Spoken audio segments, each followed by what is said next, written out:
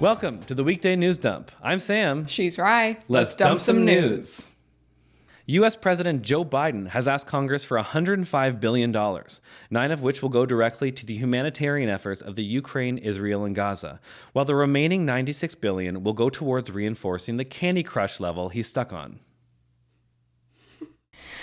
A raccoon was taken into care by a rehab facility in Ontario after someone poisoned it with bread soaked in windshield washer fluid. Not to invalidate this raccoon story, but was that someone just a trash can?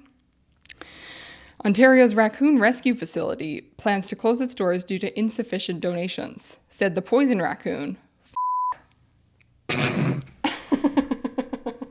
Jackson Mahomes, recently charged with sexual battery, was seen sharing a Chiefs VIP box with Taylor Swift last week. Swift fans feel the NFL endangered the pop icon, insisting that Jackson should have been forced to sit in the stands, and threatened the unprotected women instead. Jackson Mahomes, brother of the Chiefs quarterback, has requested his upcoming court appearance be postponed, stating that the recent headlines are making his 3 counts of aggravated sexual battery sound, quote, worse than he'd hoped. A Canadian woman claims she is receiving unwanted Amazon packages almost every day. She suspects her address is being used as a return address for unwanted products. She also states that she no longer suffers from a shopping addiction, and anything you hear about that is a lie. India's Supreme Court has voted against legalizing same-sex marriage last week. LGBTQ activists are calling the decision regressive, unconstitutional, and pretty gay. Prime Minister Trudeau announced his separation from his wife and their plan to co-parent their children. They want to make it clear that it is a separation and not a divorce because divorce is illegal for Islamic East Indians. A new study shows that just 15 minutes of shivering is equal to 1 hour of exercise, finally uncovering how Scooby-Doo and Shaggy have maintained their figure. A Jewish Holocaust survivor escaped Israel as the war began. She says that this is now the second time that she has escaped a group targeting Jews. I've also heard that a key trait in Judaism is being humble. In history news, Emperor Ghangis Khan, known for ruling a large part of the world in the early 1200s, once told his starving army to kill and eat every 10th soldier. Great idea, said every 9th soldier. The hippo from the movie Madagascar is claiming that her and Academy Award-winning Will Smith have actually been separated since 2016. Sources say this is because she was struggling to get past her previous relationship with Moto Moto.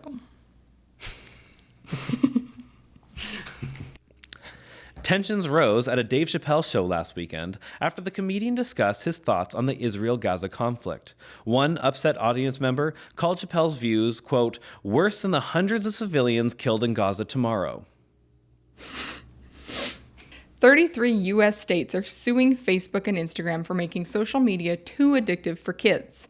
If the lawsuit is successful, Bert Kreischer plans to sue liquor stores for making their alcohol too yummy. That's mean. What's your next one? World's toughest grizzly bear, known for surviving a train accident, is believed to have fathered 70% of all the grizzlies in his area and weighs over 600 pounds. He also has a new Netflix special and hosts a weekly podcast with Tom Segura. Players of the new Spiderman video game are outraged after the developers accidentally put a Cuban flag in the home of Puerto Rican superhero Miles Morales. Other people are just confused to find out that Black Spider-Man isn't black. That's great. Russia agrees with Joe Biden about needing a new world order, but disagrees that the United States should lead it. When asked who the head of the new world order should be, Russian spokesperson said, I don't know. What do you think? Someone real strong, maybe? Maybe a big one. Maybe a real big place. I don't know. Weigh some pros and cons.